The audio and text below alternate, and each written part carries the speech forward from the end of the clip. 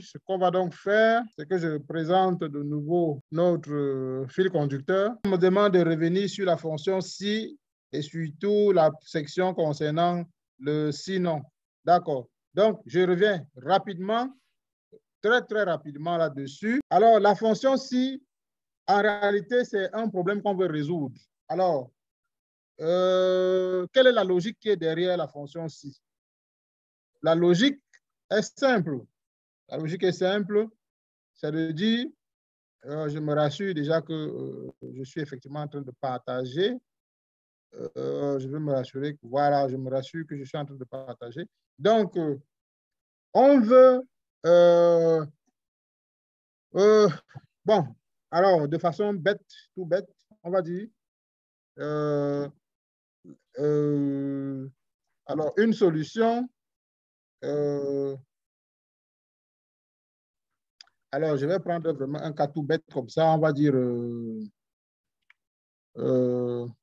alors, regardez, vous êtes enseignant, vous êtes enseignant et puis vous voulez prendre une décision. Donc, tout vient de ce qu'on appelle la prise de décision. Je vais agrandir et prendre une police qui est moins bizarre. On va prendre, pourquoi pas ça? Non, bon, prenons Arial pour faire simple. Alors, j'agrandis et puis je mets une couleur vive, voilà. Donc, alors, on veut prendre une décision. On veut prendre une décision. On veut prendre une décision. On veut prendre une décision. Voilà. Et la décision est basée sur une condition. Voilà. Elle est basée sur une condition. Voilà. Faisons ça comme ça, un peu propre, joli. Voilà. Basée sur une condition. Donc, la décision est basée sur une condition. Par exemple, je veux décider si un élève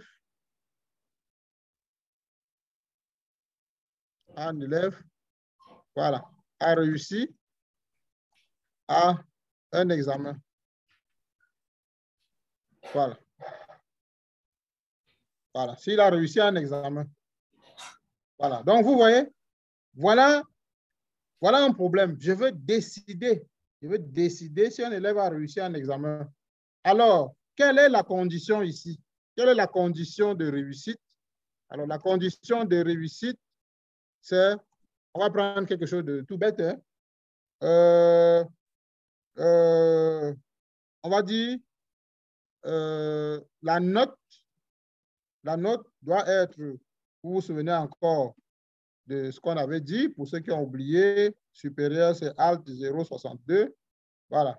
Donc, quelle est la condition de réussite? La condition de réussite, on va dire ici, c'est la note doit être supérieure, par exemple, à 10 sur 20. Voilà. 10. Bon, on va dire 10, oui, comprenons que c'est 10 sur 10. OK. Parce que sur Excel, on va parler écrit 10 sur 20 comme ça. Si on ne va pas comprendre ce langage-là, il va voir ça comme une division dans une formule.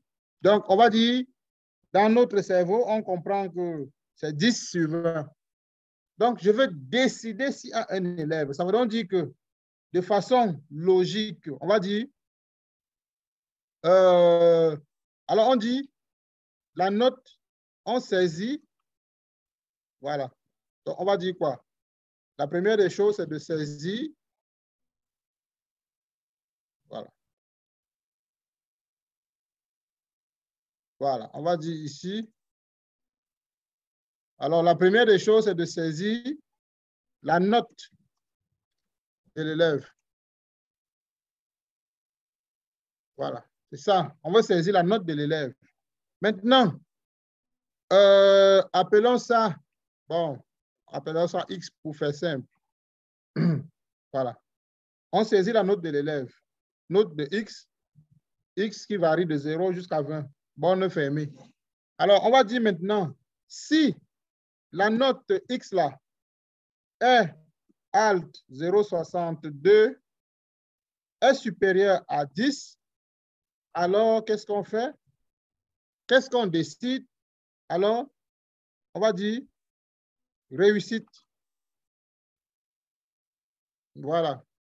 Voilà. On va dire ici réussite. Réussite. Voilà. Alors, mais sinon, c'est-à-dire si ce n'est pas le cas, donc dans le cas contraire, sinon, c'est simple, c'est un échec. Voilà. C'est ça la logique qui est derrière ça. Si on saisit la note de l'élève, on a appelé ça X. Si X est supérieur à 10, ça veut dire qu'il y a la réussite, l'élève a réussi. Sinon, alors le sinon, c'est quelle est la valeur de sinon? Vous savez, Excel, lui, n'a pas besoin qu'on lui rappelle ce que sinon là signifie que X là est inférieur à 0,60, inférieur ou égal à, non, est strictement, oui, inférieur ou égal à, bon, on va prendre ici supérieur ou égal à 10, supérieur ou égal à 10, voilà, pour bien avoir nos bornes. Voilà. Sinon, échec. À la différence, donc le vert, c'est la réussite, le rouge, c'est l'échec. Donc, voilà la mise en situation de ce problème-là. Maintenant, ce que Excel comprend, il n'a pas besoin qu'on lui rappelle ce sinon-là quand c'est une condition simple, parce qu'on va voir des conditions imbriquées complexes lorsqu'on va entamer les notions à partir on va dire quoi, à partir du projet 4, les notions du projet 4, ça sera beaucoup plus complexe. Ça, c'est une condition vraiment très facile. Donc, sinon, on veut dire que X est inférieur à 10. Ça, implicitement, Excel comprend cela. Excel n'a pas besoin que tu viennes lui dire que il sait que le sinon, si, c'est le contraire. C'est-à-dire que c'est l'opposé de ce qu'on a ici. Si ce n'est pas la réussite, c'est l'échec. Et Excel comprend implicitement que le sinon signifie que la note de l'élève là, sa note, voilà, la note qui est X là, voilà, cette note, il comprend que si tu n'as pas supérieur à 10, ça veut dire que tu es inférieur à 10. Lui, c'est pour ça qu'on n'a pas besoin de dire ici là, sinon, et puis on vient mettre, mais bon, on peut le faire si on veut. On peut dire ceci, sinon, si X, voilà, je vais prendre ça. Sinon, si X, pour que tout le monde comprenne bien la logique, voilà. Sinon, si X alt 0,60 est inférieur strictement à 10, voilà, voilà. Donc, sinon, si ça, alors, qu'est-ce qu'on dit? Voilà. Alors, échec. Voilà. Ramenons ça comme ça pour que ça puisse tenir. Voilà. Voilà. Voilà normalement la logique. Donc, on saisit la note de l'élève. Si la note X la représente la note, si X est supérieur ou égal à 10, alors réussite. Ou alors on peut écrire ce qu'on veut. Vous voyez, j'ai mis ça entre guillemets là. On peut écrire ce qu'on veut. On peut dire, alors entre guillemets, l'élève a réussi. Ou alors, ici, l'élève a échoué. Mais pour faire simple, mettons réussite et échec. Donc, si c'est supérieur à 10, alors réussite.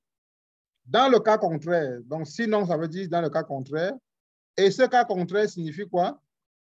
Ça signifie que X est inférieur à 10. Donc, voilà d'abord la logique qui est, pardon, qui est derrière la fonction si, qui est la fonction si dans son aspect le plus basique. Je répète, ça, c'est l'aspect le plus basique.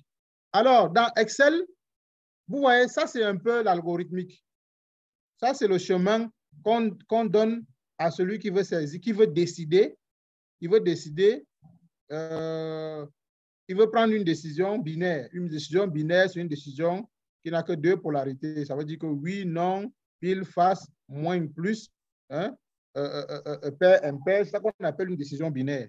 Donc, le si, la fonction si, dans sa version la plus élémentaire, permet de prendre une décision binaire, d'implémenter une décision binaire. Donc, voilà un exemple ici.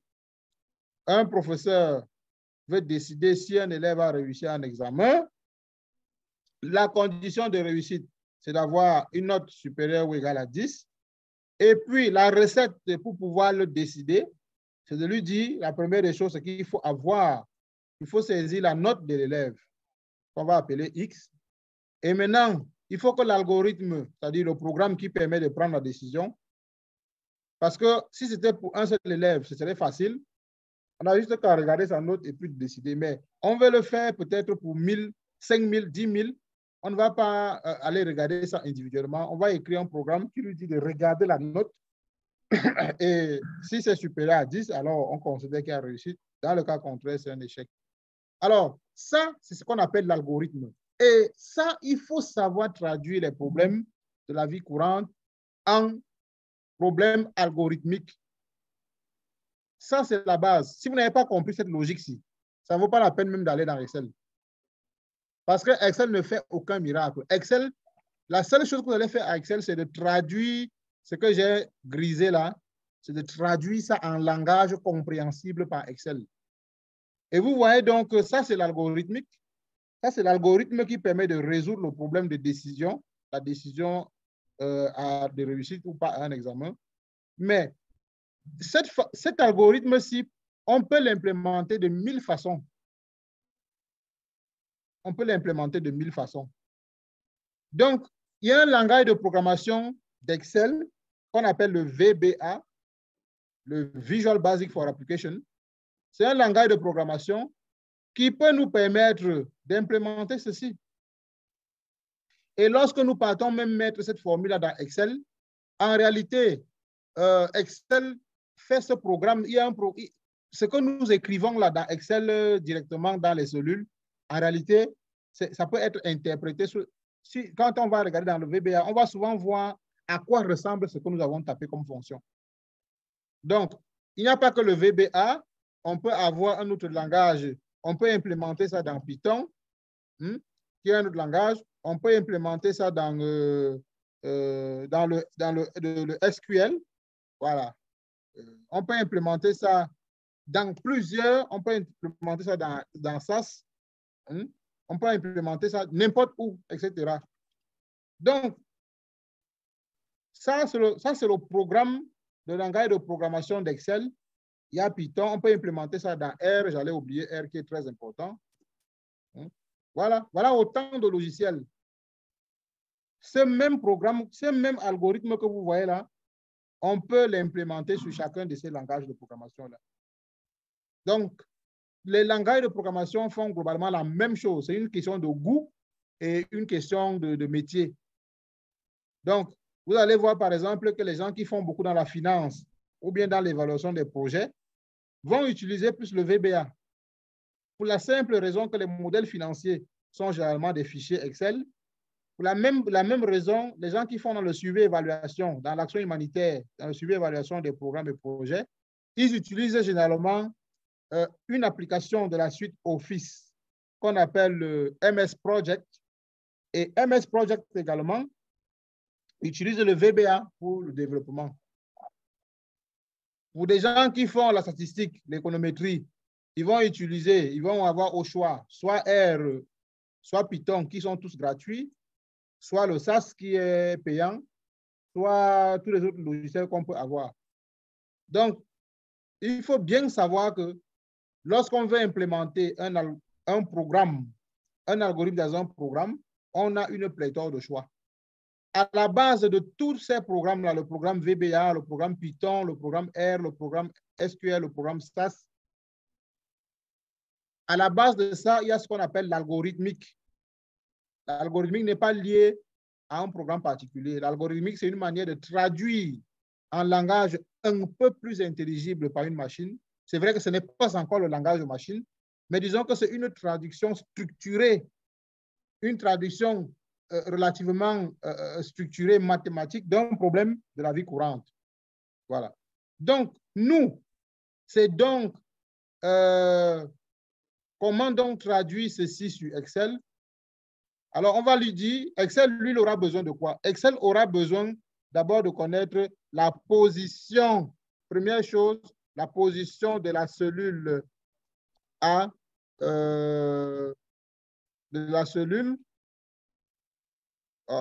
qu'est-ce que je fais? Voilà.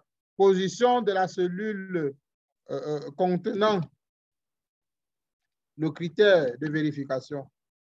Critère de vérification de la condition. Voilà.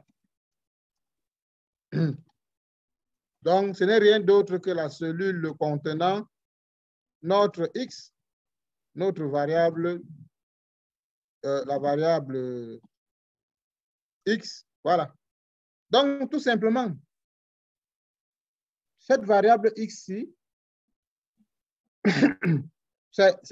c'est là où Excel doit aller vérifier quelle est la valeur de cette cellule-là avant de prendre une décision.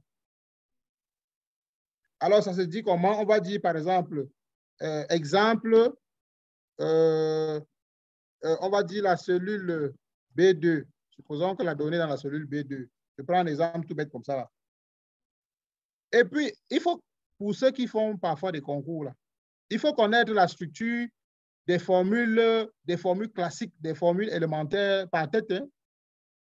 Par exemple, le concours de la Banque centrale ici au Cameroun, la Banque centrale, la BEAC de l'Afrique centrale, ils ont demandé aux gens de donner la formule des fonctions, les arguments d'une fonction directement, c'est-à-dire sans passer par, on vous demande d'écrire ça littéralement. Donc ici, donc on commence par égal, parce que c'est une fonction. Si, je vais mettre une écriture qui n'est pas trop bizarre. Donc, dans Excel, ça se fait comment? Bon, c'est collé. Alors, on va dire ici, si X, la valeur X, voilà, est alt 0,60. Donc, on a le choix. On a le choix. Comme c'est binaire, binaire veut dire que je peux prendre pile ou je peux prendre face. Alors, pile, ça peut être supérieur à 10 et face, ça va être inférieur à 10. Ça dépend de mon goût et de ce que je veux mettre en avant. Si c'est la réussite que je veux mettre en avant, alors je peux commencer par X. Ce n'est pas trop important.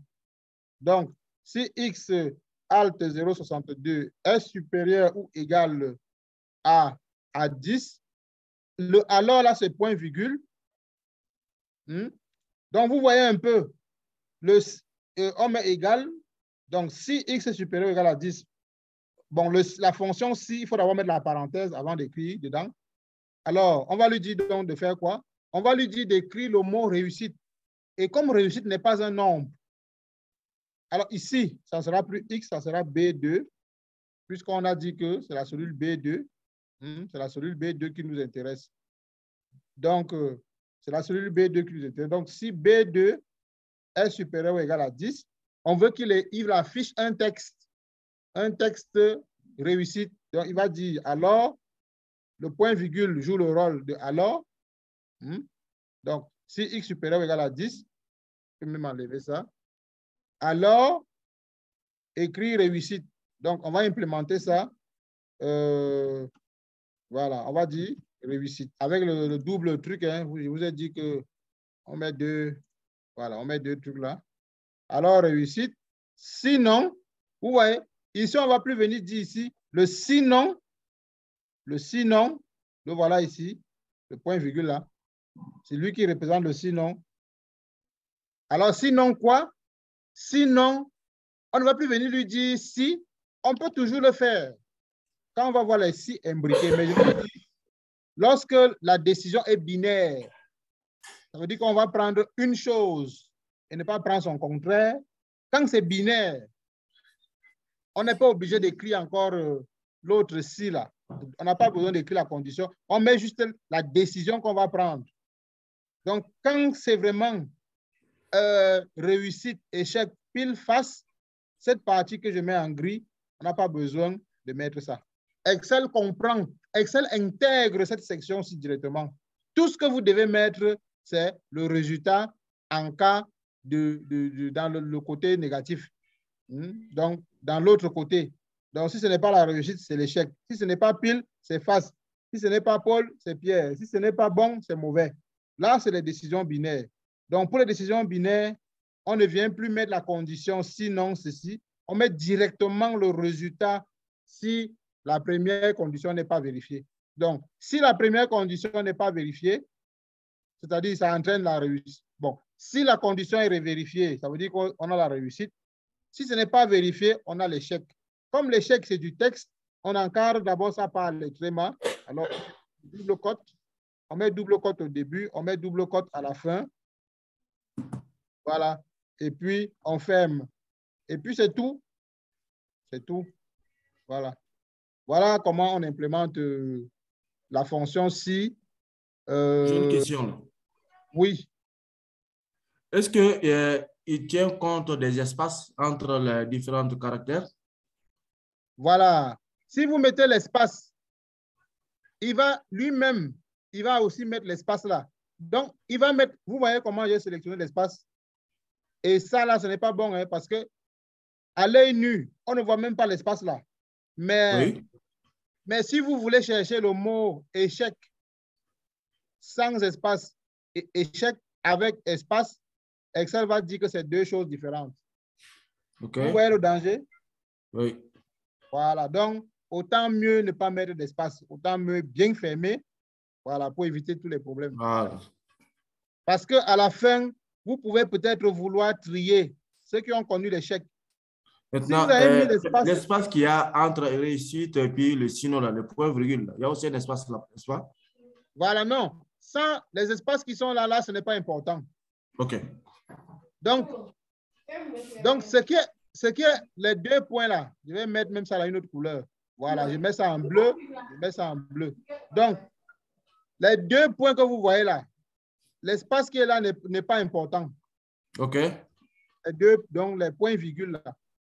Les points virgules là, on peut mettre autant d'espace, mais franchement, à quoi bon mettre tous ces espaces là? Ce n'est pas important. Okay. Mais dans ce qui est entre les côtes, si vous mettez réussite comme ça là, avec l'espace qui est là, Excel va dire que réussite qui est là est différent de réussite avec espace. OK. Et quand vous allez trier, ça va déranger. Ça peut vous déranger. Donc, il faut éviter quand vous écrivez du texte de mettre des espaces. D'accord. Mais ça là, ce n'est même pas un problème parce que on va voir les fonctions de traitement de texte et je vais vous montrer comment on enlève automatiquement les espaces superflus dans du texte. Les espaces superflus. Donc, même si quelqu'un a mis un espace, avant de commencer à travailler sur les données textuelles, il faut supprimer simultanément tous les espaces en superflu, c'est-à-dire en trop ou en moins. Voilà. Mais c'est généralement les espaces en trop, parce qu'il n'y a même pas d'espace en moins. Voilà, donc voilà comment on écrit la fonction si sur Excel. On passe directement à notre afficher les lignes correspondant à un critère. Voilà, donc ici, pour afficher les lignes correspondant à un critère, je vais ouvrir, j'espère que tout le monde, je n'ai même pas eu besoin de dire ça, tout le monde a ouvert le fichier Excel, j'espère vraiment. Voilà. Donc, on a tous ouvert le fichier Excel. Voilà.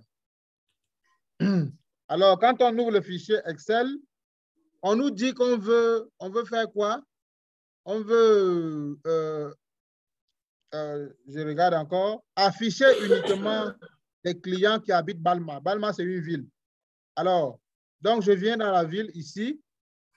On a vu comment faire apparaître les petits trucs là. Pour faire apparaître ça, pour ceux qui ont oublié, on va rappeler rapidement. C'est dans l'onglet Données. Données. Donc, on clique d'abord quelque part à l'intérieur, la Données. Et puis ici, Trier, Filtrer. Quand c'est en subrillant, ça veut dire que les trucs là sont sélectionnés. Mais si on veut enlever ça, on n'a qu'à cliquer là une fois et puis c'est bon. Et puis si on veut remettre, paf, c'est bon, on a tout ça. Voilà. Donc, c'était un petit rappel parce que je sais qu'il y a des gens qui oublient toujours certains petits trucs. Voilà. Donc, voilà, c'est bon. Et maintenant, pour la ville Balma, on vient juste sur le petit bout là. et puis on clique à l'intérieur. Pour ne pas chercher longtemps, quand on connaît bien le titre Balma, on peut même saisir directement à l'intérieur. Dans ville, je peux taper BAL en commençant par B majuscule, comme c'est écrit là-bas, BAL. Vous voyez, Balma va apparaître, je mets seulement OK. Il va sélectionner seulement Balma, je mets OK. Voilà, ça, ce n'est pas pour... S'il y a trop de villes, vous n'allez pas chercher par ordre alphabétique jusqu'à tirer, jusqu'à... Vous pouvez même saisir les premières lettres, puis ça va apparaître. Donc, lorsqu'on a sélectionné juste les clients de la ville Balma, si on veut revenir à la situation initiale, ça veut dire que la situation où on affichait tout, il faut seulement revenir ici. Alors, on a le choix. Hein. Là, on a le choix. On peut venir, soit on peut venir sur le petit truc là. Et puis, je vous avais dit la dernière fois que pour se rassurer qu'il y a un travail qui a été effectué dans le filtre de données, parce que ça, c'est le filtre de données. Vous voyez, ça s'appelle filtrer ici. Il faut regarder que ceci, les trucs qui permettent de filtrer là, avec là où on a filtré, ce n'est pas la même forme. Quand on a filtré, le bout là ressemble à son frère qui est à truc qui est en haut là-bas. Filtré et trié, il prend sa forme. Et si on filtre plusieurs, chaque fois qu'on filtre, il prend le truc là. Donc, parfois, vous avez filtré plusieurs colonnes, vous ne savez même plus. Pour se rassurer qu'il n'y a pas une colonne qui est restée filtrée, parce que, vous voyez, ici, il faut se balader à gauche, là-bas. On peut oublier d'avoir filtré. Regardez, par exemple, moi, là, je ne peux pas savoir quelle colonne j'ai filtrée. Donc, j'ai le choix. Soit je défile pour voir toutes les colonnes, soit pour se rassurer qu'on a on affiche tout maintenant, on vient juste ici et puis on dit effacer. Donc, on peut effacer ici, ça efface tous les filtres actifs. Alors que si on vient ici, par exemple, à Balma, s'il y avait aussi un filtre total, il va seulement effacer. Ici, vous voyez, effacer le filtre de ville. Donc, ça, c'est quand on passe par le nom de la colonne, ça efface seulement le filtre qui était là. Pour la colonne, ça n'efface pas les filtres des autres colonnes. Pour effacer le filtre des autres colonnes, de toutes les colonnes simultanément, il faut venir effacer plutôt dans le groupe, donc dans le groupe filtré et trié de l'onglet données. Voilà, donc nous ici, on va utiliser ici comme c'est une seule colonne. Et puis on va mettre effacer le filtre. Voilà.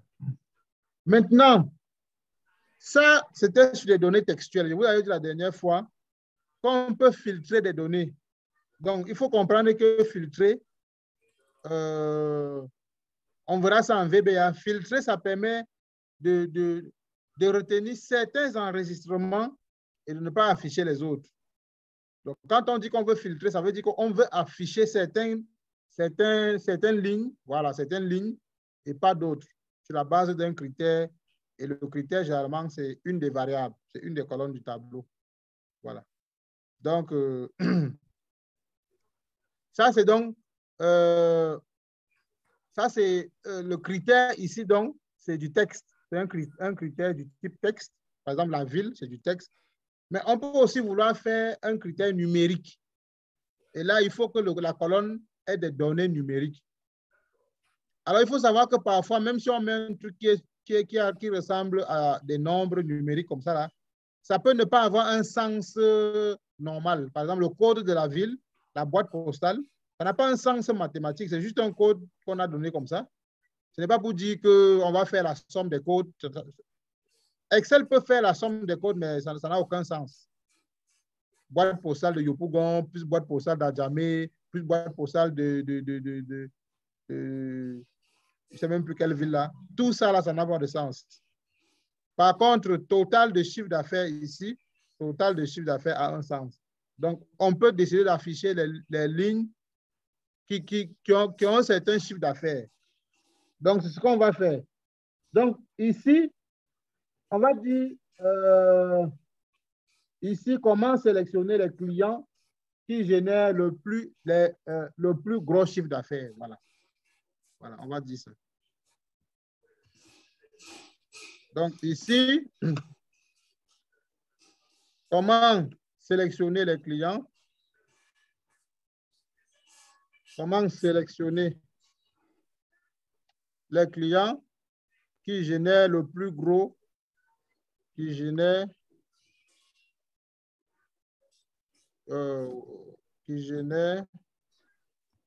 les plus gros chiffres d'affaires. Chiffre d'affaires. Voilà. Voilà. Donc, ici, nous, on va prendre, bon, quand on dit ça, ce n'est pas encore clair. On peut dire ici, on va dire par exemple, on va prendre le top 10. Donc, on va prendre le top 10 des clients qui génèrent le plus gros chiffre d'affaires. Ceci, sur Excel, ça signifie quoi? Ça signifie que il faut aller ici, ça signifie, parce que Excel gère les lignes et les colonnes. Donc, ici, ça signifie qu'il faut afficher les lignes, parce que les clients, là, on peut dire que c'est les lignes où sur la colonne chiffre d'affaires, on a le plus gros chiffre d'affaires. On a les colonnes chiffre d'affaires. Alors, ça, c'est une question très importante, parce que moi-même, dans le cadre de mes activités, j'ai souvent, nous, on publie le top 15 des plus grosses entreprises du Cameroun, le top 15. Donc, quand moi, j'ai fait mon fichier Excel, hein, j'ai 40 000 entreprises, je ne vais pas aller dire que je regarde chiffre d'affaires par chiffre d'affaires, non, je ne peux pas faire ça. Donc, je vais utiliser Excel pour automatiser le problème, hein, et puis pouvoir traiter. Alors, comme toujours, il y a deux possibilités. La possibilité manuelle et la possibilité automatique. Qu'est-ce que la possibilité manuelle? La possibilité manuelle, c'est de venir, on avait déjà vu ça, c'est vous voyez, quand on faisait du plus grand au plus petit, si vous vous souvenez, voilà, on se place là. Qu'est-ce qu'on avait dit? On fait CTRL-A pour prendre toute la base de données. Ensuite, on vient d'en trier et filtrer. Et puis, on cherche total. Et puis, on dit, par exemple, du plus grand au plus petit. Et puis, on met OK. Voilà. C'est ce qu'on avait vu. Donc là, il a mis du plus grand au plus petit. Et puis, je dis 1, 2, 3, 4, 5, 6, 7, 8, 9, 10. Voilà. 10, ça correspond, si je suis la ligne, ça correspond à Jean. Donc, ça correspond, voilà ça. Il y a 2 10, hein?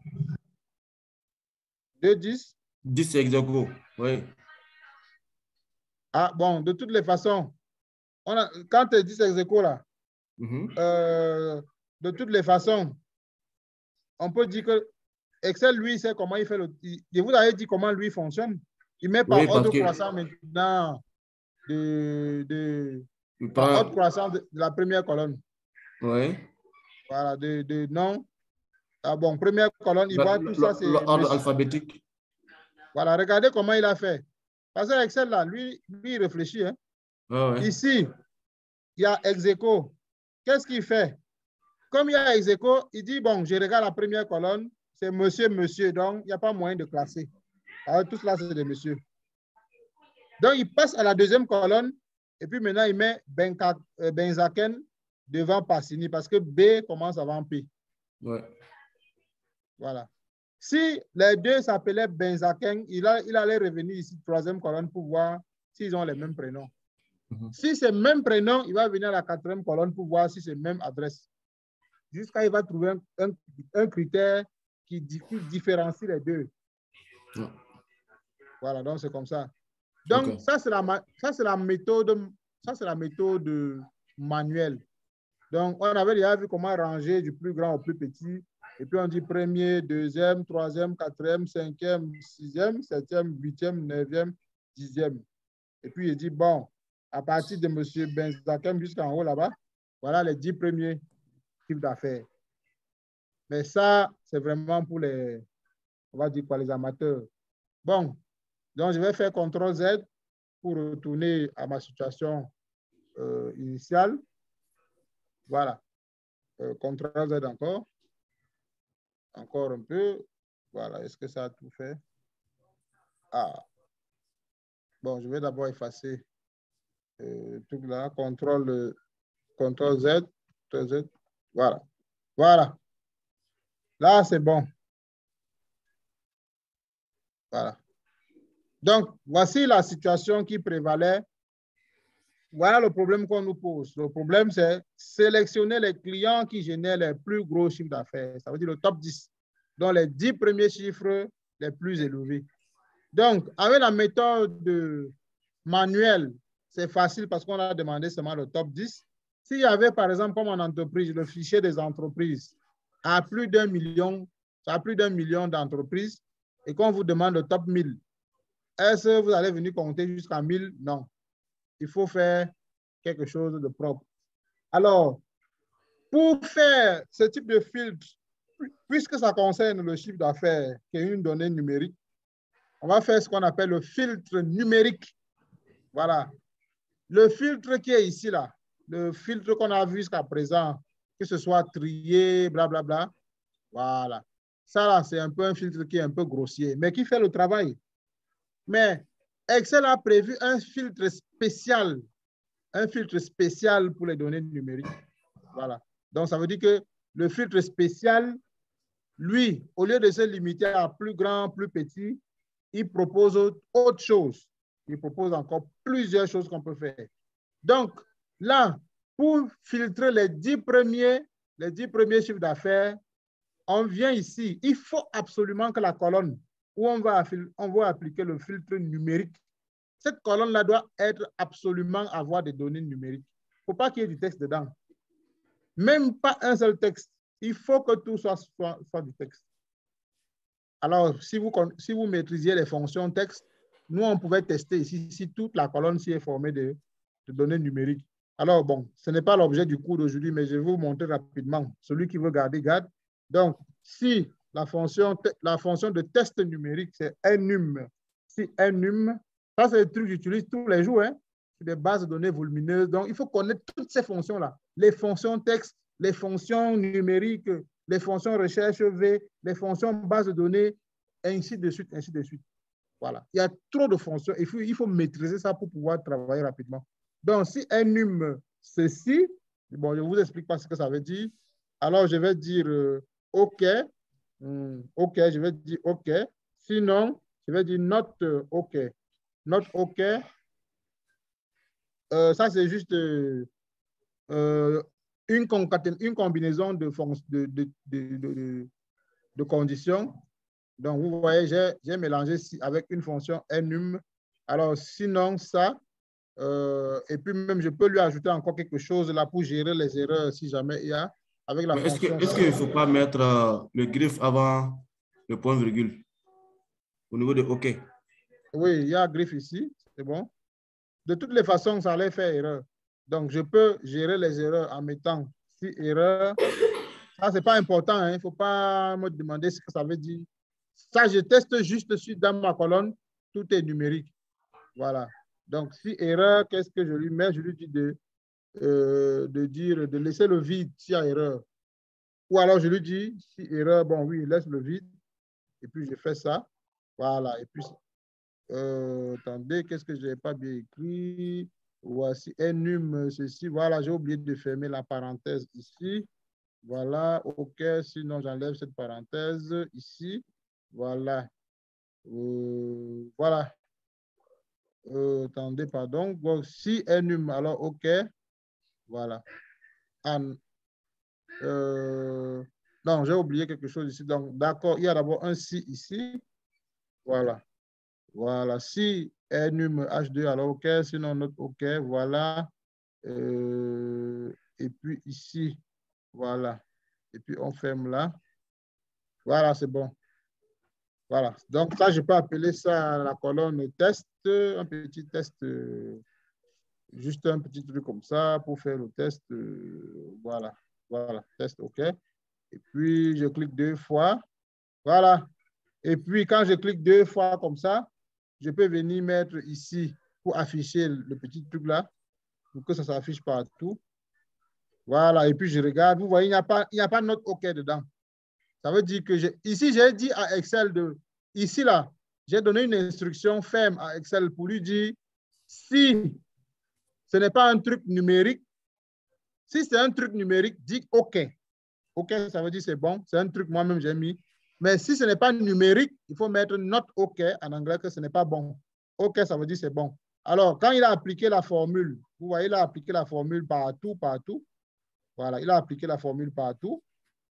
Et puis, il constate que partout, c'est OK. Ça veut dire qu'il n'y a pas un truc texte dedans. Voilà. Ça, c'est des petites manœuvres que vous allez faire lorsque vous allez travailler sur Excel. Donc, là, ici, donc, j'ai fait le filtre numérique pour afficher les 10 premiers. Alors, pour faire ça, je viens cliquer ici. Alors, quand je clique et que cette boîte de dialogue s'ouvre, vous voyez ici, là, je descends. On a les trucs classiques qu'on connaît. Trier du plus petit au plus grand, on connaît déjà. Trier du plus grand au plus petit, on connaît déjà. Par couleur, ce n'est pas bon, ce n'est pas important pour le moment. Et puis, on vient ici, filtre numérique. Filtre numérique. Regardez, si je viens à ville, vous voyez, il n'y a pas de filtre numérique. Il n'y a que filtre par couleur, filtre textuel. Donc, Excel reconnaît même lui-même la nature des données qui sont à l'intérieur là. Il ne faut pas venir le mélanger ici. Tu mets texte, tu mets numéro. Non. Si c'est un champ textuel, ça reste un champ textuel. Si c'est un champ numérique dont les données, les nombres, ça doit rester les nombres. Donc, Excel a remarqué ici que la colonne totale, là, tout ce qui est en bas, c'est le numérique. C'est pour ça qu'il ne propose pas filtre textuel. Il propose seulement filtre numérique. Et alors qu'ici, il n'y a pas filtre numérique, il y a filtre textuel. Donc, ça dépend de ce qui est dans les cellules là-bas. Donc, on vient ici, filtre numérique, et puis, ça nous propose d'autres options. Et puis maintenant, vous voyez, on dit les 10 premiers. Voilà, les 10 premiers. Bon, ça, c'est juste un truc comme ça qu'ils ont mis. Si on dit les 15 premiers, il n'y a pas un truc ici où c'est écrit. Ici, ils ont mis seulement les 10 premiers pour aller rapidement. Mais si je voulais peut-être les 15 premiers, alors je vais venir dire ici, voilà, 15 premiers, ça veut dire supérieur. Il faut fabriquer les 10 premiers là. Voilà. Il faut fabriquer les 10 premiers. Voilà, donc, mais ici, celui qui est là, qui est disponible, c'est les 10 premiers là. Voilà, dans le top 10. Voilà. Parce que si vous voulez les 15 premiers, vous serez obligé d'appliquer la méthode manuelle. La méthode manuelle, c'est de dire, on range par ordre croissant et puis on met ici peut-être une colonne qu'on va appeler le rang. Voilà, le rang. Et puis on va dire premier, deuxième. Et puis on sait que quand on a déjà fait, on peut venir tirer pour avoir la suite logique jusqu'à quand j'arrive à 15, c'est bon. Voilà, c'est comme ça qu'on peut faire pour avoir rapidement. Et donc, si on dit les 100 premiers, vous allez tirer jusqu'à dès que ça atteint peut-être quelque part 100. Voilà, ici par exemple. Bon, quand on dit méthode manuelle, ça ne veut pas dire que ça perd aussi trop de temps. Alors, j'ai les 100 premiers. Si j'avais déjà fini de trier par plus grand ou plus petit, voilà, je sais que voici les 100 premiers. Mais si vous voulez juste les 10 premiers, Excel a déjà prévu ça. Il vient ici, il dit filtre numérique, les 10 premiers. Voilà. Voilà. Voilà. Donc, afficher en haut. Et puis, vous avez le choix. Soit d'afficher en haut les 10 premiers, soit d'afficher en bas. Bon, nous-mêmes là, on sait que, bon, ça peut être intéressant d'afficher en haut les 10 premiers. On met OK, les 10 premiers éléments. Voilà. Ce n'est pas pourcentage qu'on calcule, donc les 10 premiers éléments. Voilà. Vous voyez, voici les 10 premiers. Alors, ce qui est intéressant, c'est qu'il vous affiche uniquement les 10 premiers là. Il cache les autres. Et pour encore voir toute la base de données, il faut venir effacer, comme on a dit, soit on efface ici, effacer le filtre, soit on vient effacer directement dans le groupe trier et filtrer. Donc, voilà comment on peut faire pour afficher rapidement les 10 premiers de la classe, les 10 premiers clients, ainsi de suite, ainsi de suite, ainsi de suite. C'est bon, on peut évoluer, on peut continuer. Moi, j'aimerais que tu reviennes un peu sur cette partie-là. Par exemple, quand Les tu 10 veux aller au-delà des 10 premiers.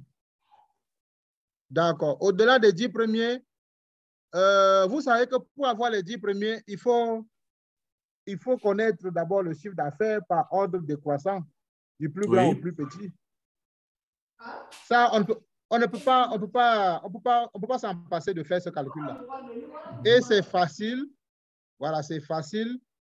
On a vu qu'on se met dans une cellule, on fait CTRL A, on sélectionne Oui. tout, et puis on part dans ici, on va dans total, on dit du plus grand au plus petit. Ça, on a déjà fait ça plusieurs fois. On met OK. Ah oui, ça. Voilà. Et puis maintenant, si je veux les 15 premiers, je peux appeler ici une colonne que j'appelle le rang. Je dis 1, le premier c'est 1, l'autre c'est 2, et puis je tire jusqu'à les 10 premiers d'abord, ou bien les 15 premiers. Voilà les 15 premiers. OK. Bon, je pensais que quand tu vas dans le filtre numérique, là, il y a une autre option qu'on peut utiliser rapidement pour l'avoir. Non, non, pour avoir les 15 premiers, les 40 premiers, non. Sinon, OK. ça sera trop d'options à venir proposer. D'accord, je vois. Merci. Oui, on n'a pas besoin de ça. Donc, OK, on peut avancer s'il n'y a pas. Voilà. Donc, maintenant, ça, c'est bon. On va poser encore une autre question pour terminer avec ça. On va dire, par exemple, comment sélectionner les clients dans le total? Voilà. Monsieur Batin, une question, s'il vous plaît. Oui.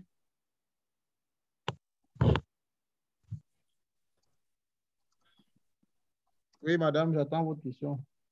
Oui, votre base de données, je ne l'ai pas chez moi. J'ai déjà le même fichier que vous, le même fichier Excel, mais malheureusement, je dis quoi? Si vous pouvez revenir sur votre fichier de tout à l'heure, je pourrais mieux vous expliquer, s'il vous plaît. Oui. D'accord. Oui. En dessous de total, par exemple, vous avez votre fichier là, le petit creux à l'extrême gauche là, en dessous de total. Oui, ça. Non, remontez justement où se trouve total, par exemple. Oui. Oui, voilà, le petit creux là où vous avez les fiches, vous avez vos éléments là, oui. Oui. Là, ici justement, je ne l'ai pas. Je pense que là, vous avez fait le clic gauche ou droit tout à l'heure pour avoir certains Non, éléments. vous l'avez. Je vous ai dit qu'il n'apparaît pas seul. Il faut aller l'activer. Et pour l'activer, vous partez dans Données et puis vous activez le château d'eau qui est là. Ou je ne sais même pas trop quelle est la forme de ça. Le filtre, ah d'accord. D'accord, le filtre. C'est bon, merci. OK.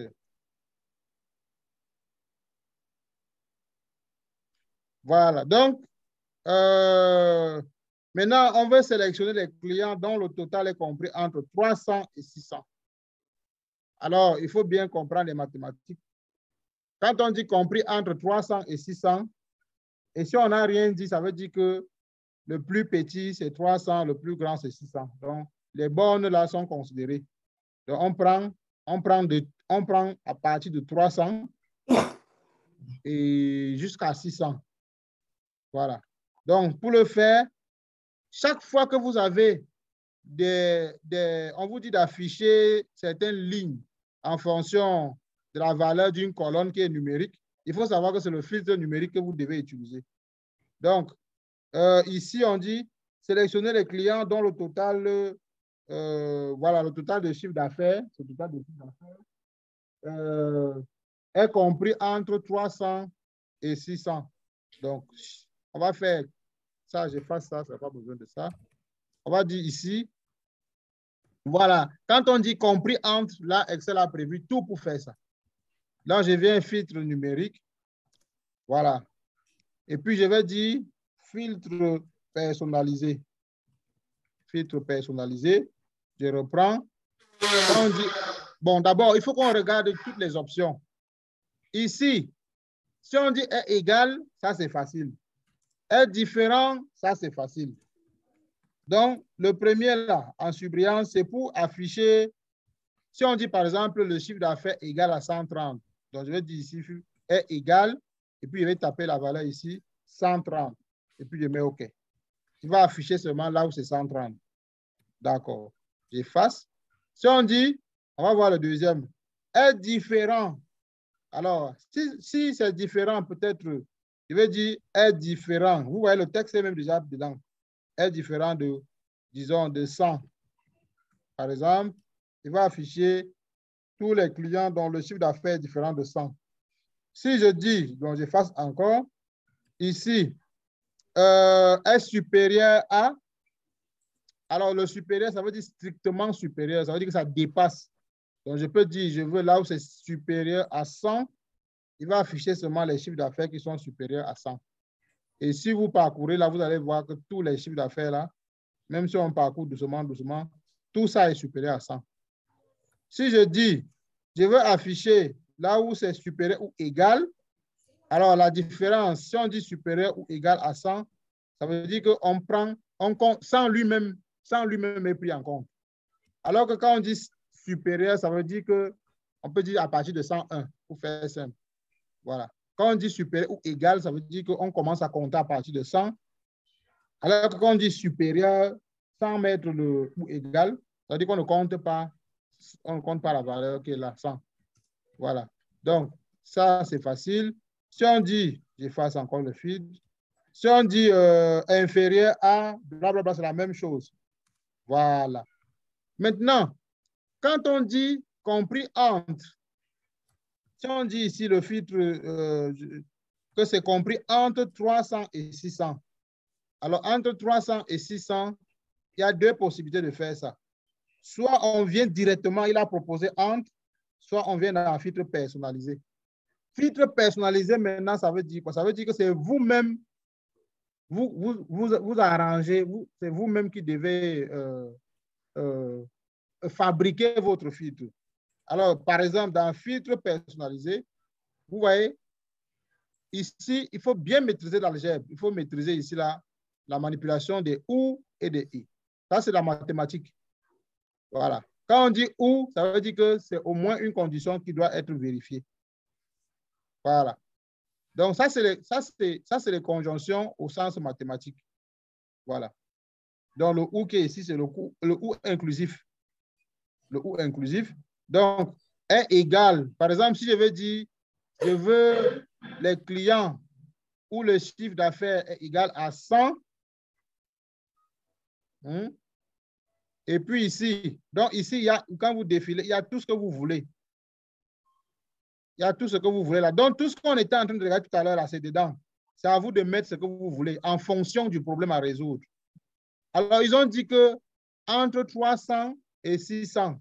Entre 300 et 600, mathématiquement, ça veut dire que c'est supérieur ou égal à 300 et inférieur ou égal à 600. Voilà, moi-même, j'ai fabriqué ma condition. Si je viens mettre ou, non, ça ne va pas marcher. Ça veut dire que vous n'avez pas compris. Et quand vous ratez ici, ça n'a rien à voir avec Excel. Ça veut dire que vous ne comprenez pas les mathématiques. Ça, c'est une affaire de logique. Comment utiliser et ou en algèbre. Tout ça là, vraiment, ce n'est pas Excel qui est responsable de ça. Donc, ici, c'est supérieur ou entre. Quand on dit entre quelque chose là, ça veut dire supérieur ou égal, ou bien et inférieur ou égal à 600. Voilà. Voilà. Et puis, ce qui est intéressant dans Excel, si on vous dit, il y a combien d'entreprises, vous n'êtes pas obligé de venir compter ici. 1, 2, 3. Regardez ici. Ici, directement, Excel vous donne sur la ligne verte là, le nombre d'enregistrements qu'il a trouvé qui respecte la condition qu'on a mise là. Donc, 17 enregistrements. Je vous ai dit que enregistrement, ça veut dire une ligne. Excel considère que enregistrement veut dire une ligne. Or, mis l'en-tête. Quand on dit enregistrement, ça veut dire qu'on n'a pas compté l'en-tête. Et c'est ça qui est bon. Parce que l'en-tête n'est pas un enregistrement. L'en-tête, c'est pour les noms des colonnes. Donc, le entre là, entre 300 et 600, on pouvait venir, vous voyez, Vous voyez comment lui-même, il a coché ça. Regardez, je suis allé dans un filtre personnalisé. Mais c'est parce que j'ai mis supérieur ou égal et inférieur ou égal. Quand je mets OK, Excel lui-même, il sait que ça signifie encore, c'est le synonyme de entre. Voilà, donc si j'efface, oui. Je peux t'envoyer ça par MP.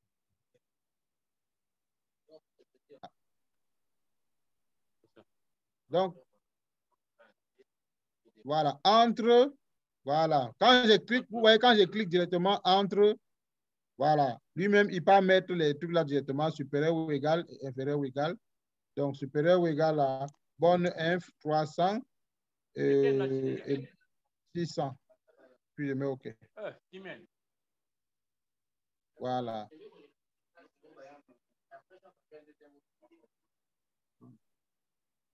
Donc, on va terminer avec, on va terminer ici avec, donc j'efface encore le filtre, avec réaliser des sous totaux. Réaliser des sous totaux. Et je me souviens, je vous avais dit la dernière fois que les sous totaux, ça, ce sont des choses qui sont très peu utilisées dans Excel. Très peu utilisées dans Excel, les sous totaux. On va donc voir comment utiliser les sous totaux. C'est très, très important. D'abord, on va inventer un problème. On peut dire donc comme question, par exemple, calculer le montant moyen dépensé par les clients d'une même ville. Voilà. Comment calculer? Voilà. Voilà une question qui peut ne pas être, qui peut être facile à entendre, mais ça là, quand on est encore un amateur dans Excel, on risque de faire des choses trop, on va dire quoi, du bricole pour pouvoir résoudre ce problème-là. Parce que qu'est-ce qu'on va faire? Quand on dit le montant moyen d'une même ville, vous-même, regardez ici, là, on va regarder le nombre de villes qu'il y a dedans. Pour regarder le nombre de villes, on vient ici. Bon, pour voir le nombre de villes, ça, ce n'est pas facile, hein, mais je vais le faire quand même parce que ça, c'est une notion qu'on va voir devant. C'est une notion qu'on va voir devant, mais je le fais et puis regardez juste. C'est une notion un peu, ça fait partie des notions avancées. Donc, ici, je vais mettre ville. Oui, je vais mettre ma ville. Et puis, je vais faire quelque chose. Ce n'est pas important pour le moment. Je vais dire supprimer les doublons. Et puis, je vais dire seulement OK. Voilà. Donc, il dirait 54 valeurs uniques. Donc, ça, c'est une technique de suppression des données des doublons. Mais on supprime les doublons après avoir fait le traitement. Après avoir fait le traitement de cette colonne. Donc, s'il n'avait pas fait le traitement de cette colonne, c'est parce que moi, les villes là sont déjà bien traitées. Il y a une combinaison de fonctions. Donc, je peux dire ici, traitement de la ville. Traitement de la ville. Ça veut dire quoi? Je dis, je supprime. Je vais faire une suppression d'espace, mais je vais d'abord, avant de faire ça, faire une substitution. Substitution dans ce champ-ci. Je vais enlever les espaces que je vais remplacer par le vide avant de supprimer les espaces. Et puis, pour mettre tout ça au même format, je vais intégrer une majuscule pour eux tous. Voilà. Voilà. Voilà des choses que je manipule tous les jours quand j'ai des fichiers pour mettre tout au propre, qu'il n'y ait pas d'espace. Et puis, quand je fais ça, je viens, comme on connaît, je double-clique. Et puis, comme il y a les formules dedans, je fais un CTRL-C, CTRL-ALT-V. Je prends seulement les valeurs. Voilà. Avec ça, je sais que tout est bon. Vous voyez, tout est bon. Voilà. Il n'y a plus d'espace, il n'y a plus rien. Et puis, je peux venir prendre CTRL-C, je mets CTRL-V. Voilà. Et puis, je supprime la colonne-ci qui m'a permis de faire. Voilà. Et puis, maintenant, je peux venir dire, quand j'ai fini de faire ça, je viens maintenant dire supprimer les doublons dans la colonne A. Voilà. Mais ça, ce n'est pas bon parce qu'il prend ville normalement. Je vais mettre ça en gras. Et puis, voilà, donner, oui, donner, supprimer les doublons, voilà.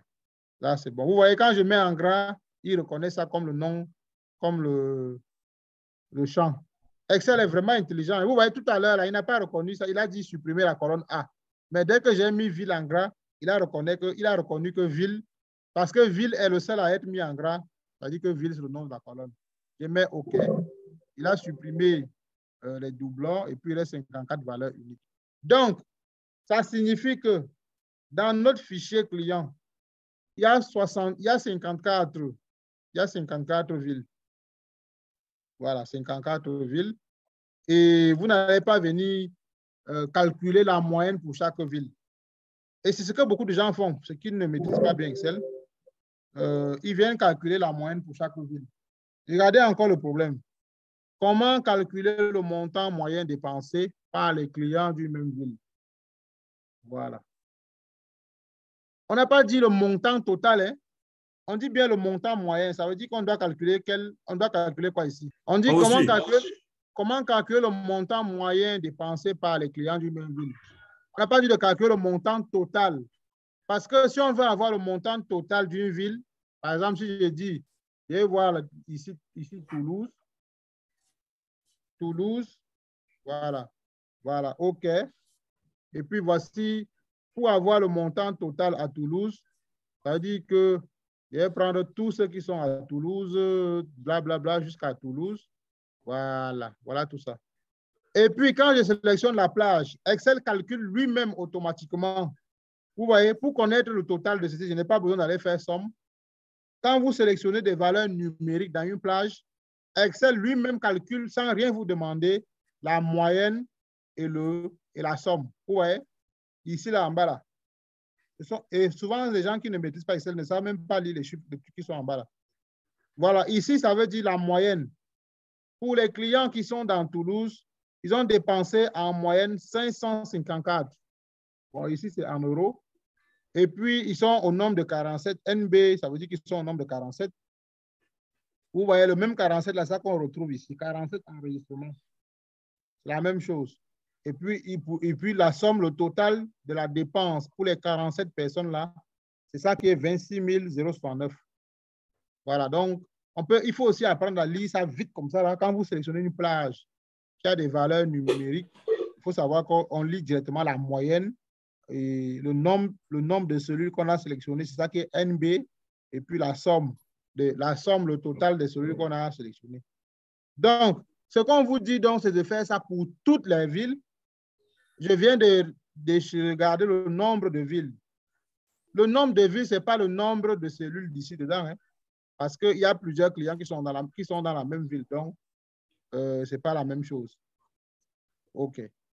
Donc, ici, pour pouvoir le faire, quand vous voulez faire le total, alors, regarde, par exemple, le Cameroun, par exemple, a 10 régions. 10 régions. Vous voyez, je peux chercher à calculer le chiffre d'affaires par région. L'Afrique a 54 pays.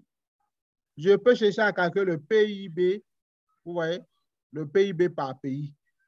Si j'avais un tableau ici, pour dire, ça c'est les PIB des pays. Donc, on a 54 lignes pour 54 pays. Pour calculer pour afficher le PIB par pays, donc quand on veut faire un calcul par rapport à un critère, si le critère est du type texte, comme par exemple la ville ici, voilà. On peut dire on a des clients dans 40 villes de Côte d'Ivoire, ou bien 40 villes du Congo, ou 40 villes du Cameroun. Alors, il peut y avoir une ville où on a 10 clients, une autre ville où on a 2, une autre ville où on a un seul client. Comme on a vu dans le cas de Balma, il y avait un seul client. Et puis, on vous dit donc, il faut donc calculer par ville, voilà, la dépense que les clients ont effectuée. Il faut calculer la dépense moyenne par ville. Vous n'avez pas venu faire chaque fois. Donc, la méthode manuelle, c'est de venir, comme on vient de faire, la Toulouse. Donc, je regarde Toulouse, voilà. Et puis, je sélectionne toute la cellule correspondant à Toulouse. Parce que normalement, voilà ce qu'on devait faire. Et puis, je prends mon papier, je note moyenne. Voilà. Et puis, dès que j'ai fini avec Toulouse, je dis, je prends la ville Albi. Voilà, ville Albi. Et puis, c'est bon. Je n'ai même plus besoin de sélectionner. Quand vous avez sélectionné la première fois, il automatise la sélection ensuite. Donc, la ville Albi, pardon, je n'ai pas sélectionné Albi. Donc, j'efface ça, je reprends Albi, je désélectionne tout, je prends Albi. Voilà.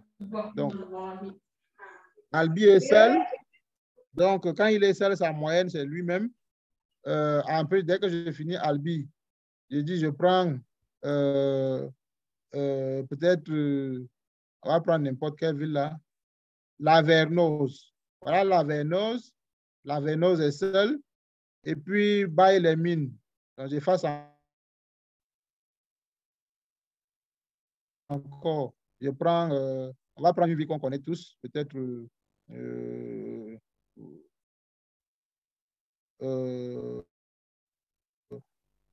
voilà, ville Toulousane. Bon, Villeneuve. Voilà, j'ai souvent entendu parler de ça. Villeneuve. Voilà. Voilà. D'accord. Donc, Villeneuve n'a que 2 clients. Et puis, leur moyenne, c'est 592. Et puis, le total, voilà. Donc, vous ne pouvez pas aller faire ça manuellement comme ça, là. Donc, ce qui permet de faire ça automatiquement, c'est ça qu'on appelle les sous-totaux. Par ici, quand on dit sous-totaux, ça veut dire qu'on va avoir par ville. Donc, normalement, le total de toutes les villes, c'est ça qu'on avait calculé le premier jour là. Voilà, le total de toutes les villes. C'est ça ici qui est, vous voyez, somme. Voilà, c'est ça qui est 80 000. Total de toutes les villes. Mais on veut maintenant, bon, quand on dit total de toutes les villes, ça veut aussi dire total de tous les clients. Voilà. Mais on veut maintenant total par ville. C'est pour ça qu'on appelle ça sous-total. Donc, chaque ville aura son sous-total. Donc, pour faire ça, j'espère que tout le monde a bien compris le problème. On va toujours dans l'onglet données. Il faut bien suivre, hein, ça ne sera pas du tout facile aussi. On va dans l'onglet données. Si on était déjà dans l'onglet données, tant mieux. Voilà. Ensuite, dans la zone trier et filtrer. Voilà. Dans la zone trier et filtrer, il faut d'abord se rassurer qu'il n'y avait pas un filtre qui était actif. Vous voyez? Regardez, si j'avais sélectionné, par exemple, ici, disons, j'avais fait un truc de ce genre, vous voyez? Ça veut dire qu'il y a un truc qui est actif. Avant de faire les sous-totaux, il faut toujours se rassurer qu'il n'y a pas quelque chose qui est filtré. Donc, systématiquement, aller dans le groupe trier et filtrer et puis d'effacer les filtres. Il ne faut jamais faire un sous-total, les sous-totaux avec un filtre trié qui est actif. Donc, j'efface cela. Voilà, j'efface. Et puis, quand j'ai effacé ça, c'est bon. Maintenant, je peux faire sous-totaux. Il ne faut jamais faire les sous-totaux avec un filtre qui est actif. Je le répète encore. Jamais faire avec un filtre qui est actif. Donc, une fois que je me suis rassuré que c'est bon, puisqu'on veut faire le sous-total par ville, donc là, une fois qu'on a effacé, on s'est rassuré qu'il n'y a pas de filtre actif, on doit avoir en tête la ville des sous-totaux. Alors, ici, pour savoir ça, c'est facile. Regardez, on dit montant dépensé par les clients d'une même ville. Donc, le critère, c'est la ville. Donc, on veut faire le montant dépensé par ville. Et ce critère doit toujours être le champ textuel. Ça doit être du texte. Voilà. Ça doit toujours être du texte. Donc, on aurait aussi pu faire ça, bon, de façon par nom, mais ça n'aurait aucun sens. On peut aussi faire par nom, hein, si on veut. Voilà. Vous pouvez dire, mais ça revient encore à toute la base de données, donc ça n'a pas d'importance. Voilà. On peut dire, on fait ça par code, Parce que le code ici, même si c'est un nombre, mais pour nous, ce n'est pas vraiment un vrai nombre, c'est juste un numéro comme ça, qui n'a pas une signification importante. Donc ici, et puis chaque ville a son code, donc ça revient à la même chose. Vous voyez Toulouse, 3100, 3100 Toulouse, voilà. Donc on peut faire le sous-total pour faire le sous-total, il faut avoir une colonne qui a les valeurs numériques et puis une colonne qui n'a pas les valeurs numériques, qui a les valeurs texte. Et puis le sous-total se fait par rapport à la valeur texte. Donc, ça veut dire donc qu'une fois que j'ai identifié ma valeur texte, je peux maintenant venir dans ville. Le champ texte, je peux venir dans ville. Je clique dedans. Voilà. Et puis, quand je clique dedans, je peux dire ceci. Voilà. Ici, on peut dire, bon, je reprends. En fait, il y a deux méthodes. Il y a la méthode, bon, en tout cas pas manuelle, mais disons, il y a deux méthodes. Donc, quand je suis ici, quand j'ai choisi la colonne qui est du texte là, je viens et puis je prends le premier trier de A à Z. Je peux choisir ça. Voilà. C'est très important parce que quand vous voulez faire les calculs des sous-totaux, la colonne de critères de calcul doit toujours être rangée par ordre alphabétique. Il faut toujours ranger ça par ordre alphabétique. Voilà. Maintenant qu'on a rangé par ordre alphabétique, donc on a fait A à Z, tout le monde savait déjà ça, on a fait par ordre alphabétique. Maintenant, dès qu'on a fini de faire ça, on part maintenant toujours dans l'onglet données. On abandonne le groupe trier et filtrer. On abandonne le groupe outils de données. Et puis, on passe directement dans plan, le groupe plan. Vous voyez là, au-dessus de plan, il y a sous-total. Voilà. J'espère que tout le monde voit ça. Sous-total. Donc, ce qu'on a d'abord fait, on veut calculer le chiffre d'affaires qui est là, les ventes qui sont là, en fonction des villes. Voilà. Donc, comme c'est en fonction des villes, on voit bien que c'est la ville qui est le champ texte. Donc, voilà, c'est ça qui est le critère de calcul. On veut calculer en fonction des villes. Donc, quand on dit en fonction de, c'est la chose qu'on prononce à la fin, là, c'est ça qui est le critère. Si on dit en fonction des départements, en fonction des communes, c'est-à-dire que c'est la commune qui est le critère.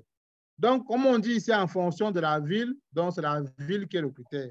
Et comme la ville est un champ texte, il faut d'abord ranger la ville par ordre alphabétique de A à Z. C'est très important de faire ça. Maintenant, quand on a fini de faire ça, on vient maintenant, on reste dans l'onglet données, le groupe plan, et puis on clique. Vous voyez, tout le monde voit ça. Voilà. Tout le monde clique sur sous-total. Quand vous cliquez dans sous-total, si tout a bien fonctionné, vous allez remarquer qu'il saisit automatiquement toute la table de données sans rien vous demander. Et puis, vous n'aurez même plus accès. Donc, il va bloquer et puis il prend toute la table de données. Voilà. Et puis, il vous dit maintenant, à chaque changement, vous allez voir qu'ici, à chaque changement, nous allons maintenant choisir notre critère. Notre critère ici, là, c'est ça qui est la ville.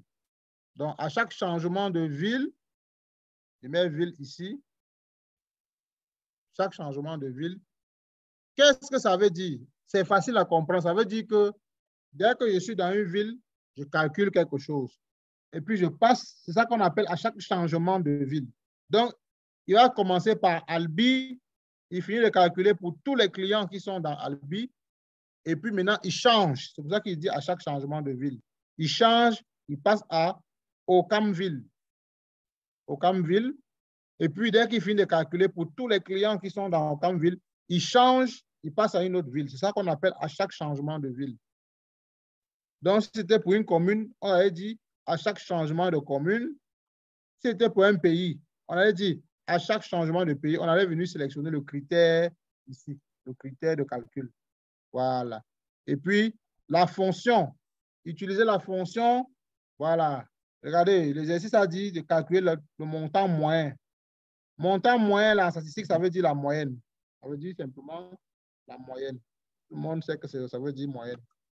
Donc, montant moyen, ça veut dire la moyenne. On dit de calculer la moyenne. Voilà. Donc, c'est la moyenne qu'il faut calculer. Voilà. Donc, au lieu, par défaut, il sélectionne utiliser la fonction somme.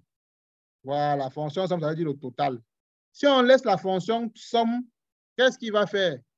Il va dire, il va faire la somme de la somme des ventes pour les clients d'une ville. Il donne son résultat. Après, il fait la même chose pour une autre ville, ainsi de suite. Mais ici, on a dit la moyenne. Donc, on cherche les indicateurs là. Il y a tout. Somme, nombre, moyenne, max, min, produit, ainsi de suite, ainsi de suite. Vous voyez comment Excel a déjà prévu plein de choses pour gérer automatiquement une table sans aller loin, faire des choses compliquées. Il y a déjà des trucs dans Excel. Donc, on dit la moyenne, je choisis moyenne. Voilà. Dès que j'ai choisi la moyenne, qu'est-ce que je fais? Je dis, voilà. Donc, là, c'est bon. Voilà. Ajouter un sous-total. Donc, on va dire, on ajoute le sous-total. Voilà, le sous-total, c'est par rapport à la colonne. Bon, normalement, on pouvait appeler total, c'est chiffre d'affaires. Voilà, donc ça n'a rien à voir avec, somme qui est ici. Voilà.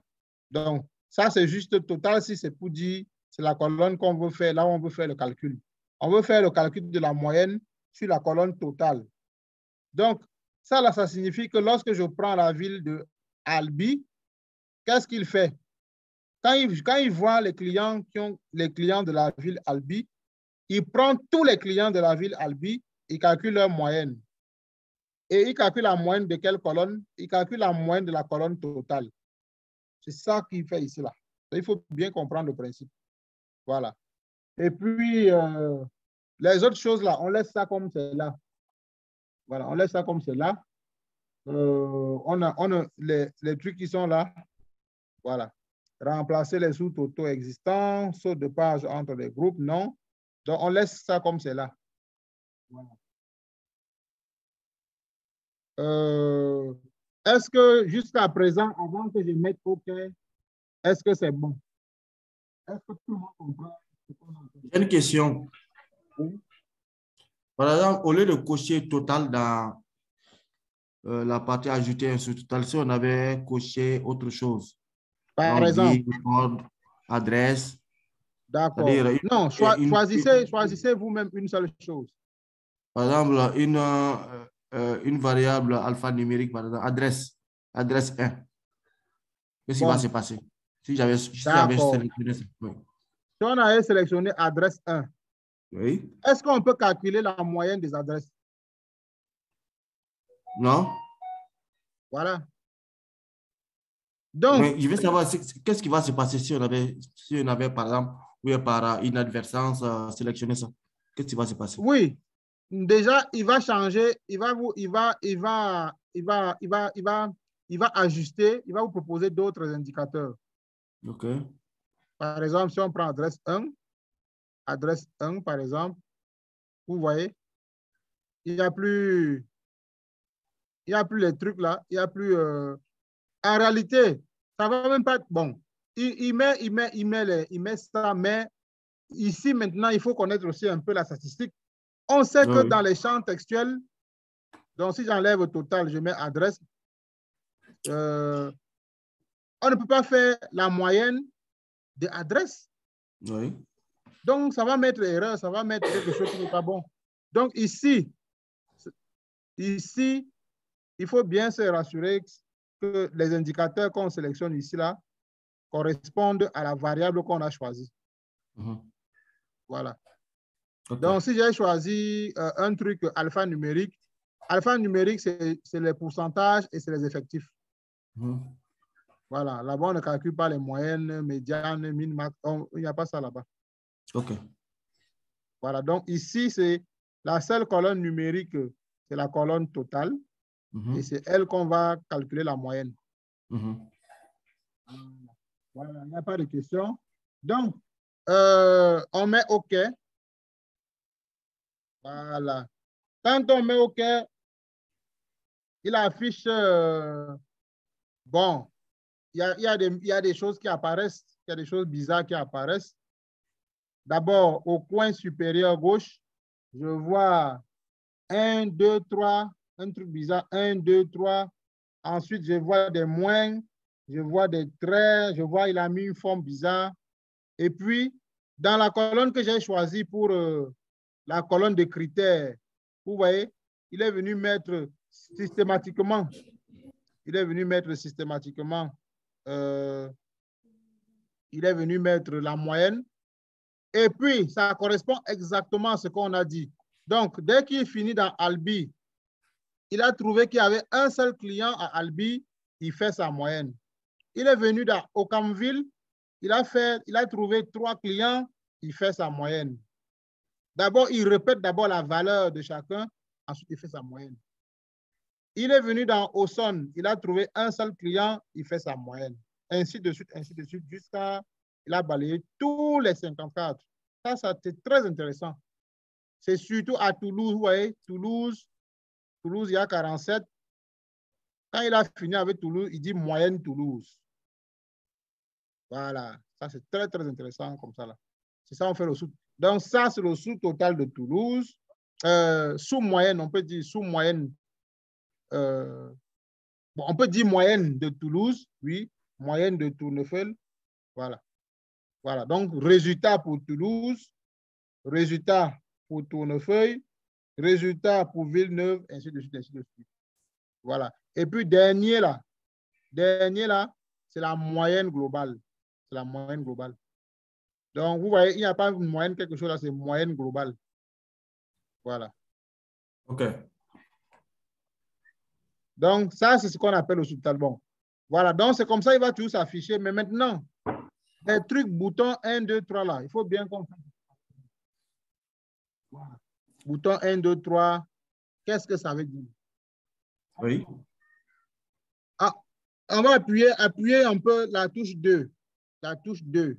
On va voir ce que ça va faire. Quand on appuie 2, qu'est-ce que ça fait?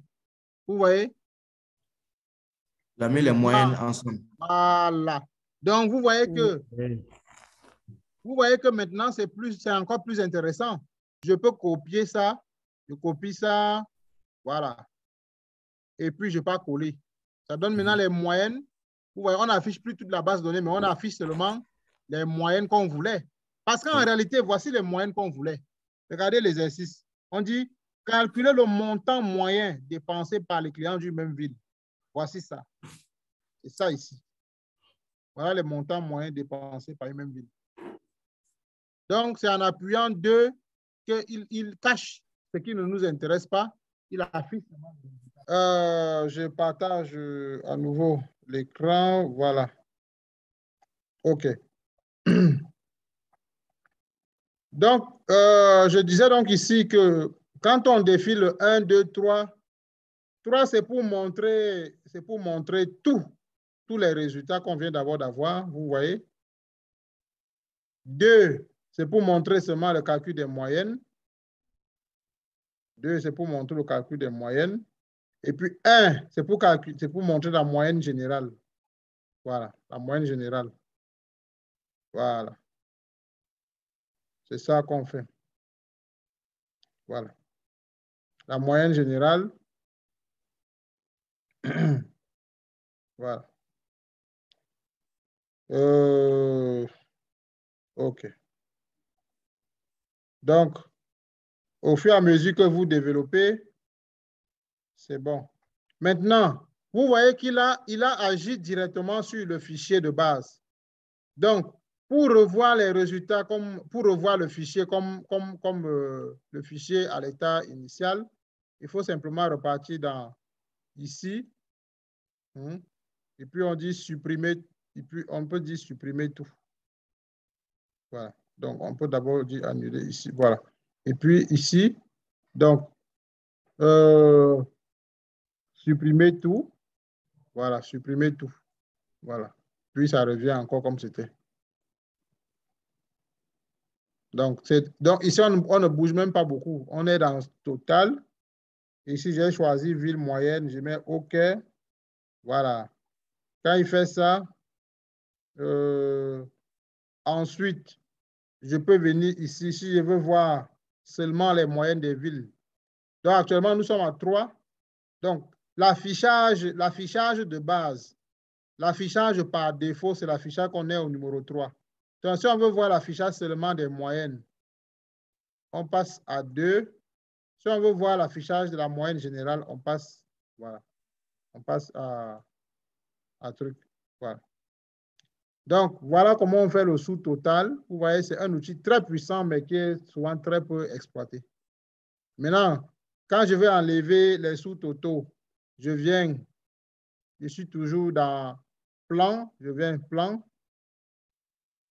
Donc, je me place dans une des cellules où il y a eu le calcul, une des cellules du tableau, je mets plan, voilà, et puis je dis supprimer tout. Voilà, le tableau revient normalement. Voilà, ainsi nous avons fini tout ce qu'il fallait pour le projet 2. Donc, toutes les connaissances pour le projet 2, nous avons achevé avec ça définitivement.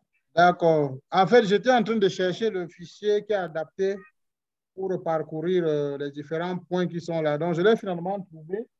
Est-ce que je vous ai envoyé un fichier qui s'intitule Total? Vous dites? Non. Est-ce que vous avez dans les documents que je vous ai envoyés, est-ce qu'il y a Total dedans? Oui. Un instant, je vérifie un instant. Moi, j'ai Total. Vérifier un peu. Donc, c'est ça qu'on va utiliser pour travailler. C'est le fichier Total. Donc, on va fermer le fichier qu'on vient de... On va fermer et puis moi, je vais enregistrer. Donc, je partage de nouveau l'écran. Je partage à nouveau l'écran. Donc, je vais partir dans partie 3. Je vais sélectionner le fichier Total. Oui, M. Vermont, titre, c'est le projet 3 et 2 sur la fiche. Oui. Non, c'est tout à fait normal. Regardez bien ici. Donc, aujourd'hui, je vais vous remettre le projet 2. Le projet 2. Voilà, qui fait la synthèse de tout ce qu'on a vu.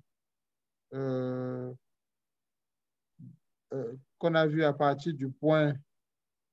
Donc, à la fin, là, un projet termine toujours un ensemble de connaissances. Donc, normalement, c'est projet 2 ici. Et puis ça, on doit chasser ça un peu. Voilà. Ici, ça commence à pas. Donc, le projet 2, c'est pour faire le bilan de tout ce qu'on vient de voir en haut là. Donc, on entame avec le projet, les notions du projet 3. Les notions du projet 3. Alors, donc, on commence par mettre le texte d'une cellule en majuscule. Donc, tout le monde ouvre le fichier Total. Ce fichier-là, voilà, Total. La première chose que je vais vous demander, oui, c'est de transformer. Je vais vous demander de transformer la feuille, on va dire réponse. Parce que regardez, dans ce fichier, il y a plusieurs feuilles. Il y a feuille réponse, raison, région. Bon, ça, je vous annonce que ça va commencer à doser un peu. Hein. Ça, là, on commence déjà à faire, on va commencer à faire ici des choses vraiment difficiles. Donc, quand vous voyez question-réponse, là, on entre déjà dans le traitement de dépouillement, par exemple, des enquêtes via Excel. Donc, on peut dépouiller une enquête avec Excel. Ça commence à devenir très important. Donc, la première chose, c'est comment transformer la feuille réponse la feuille réponse. Donc, c'est un questionnaire réalisé sur Excel. En table. Voilà. En table. Ça, c'est la première chose. Je vais prendre nos mises en forme qu'on a souvent l'habitude de faire. Voilà. Je vais mettre ça là. Voilà. On avait déjà vu comment faire. Et je vais arrêter le partage et je vais choisir quelqu'un au hasard qui va nous présenter son écran. Pourquoi pas monsieur... Bon, pour une fois, pourquoi pas monsieur Vermont ou Anisolo? Partagez-nous votre écran si possible. Donc, je vais arrêter le partage. Je n'arrive pas à ouvrir le fichier Excel là, total. Bon, prenez un peu l'écran, on voit ce qui se passe chez vous. Oui. Vous n'arrivez pas à présenter, comment je vais dire, afficher le... C'est l'écran-ci qui est... C'est le fichier total. Vous n'allez pas ouvrir ça. Bon, moi, je vais faire comme si je n'ai pas lu ce qui est écrit en bas. Hein.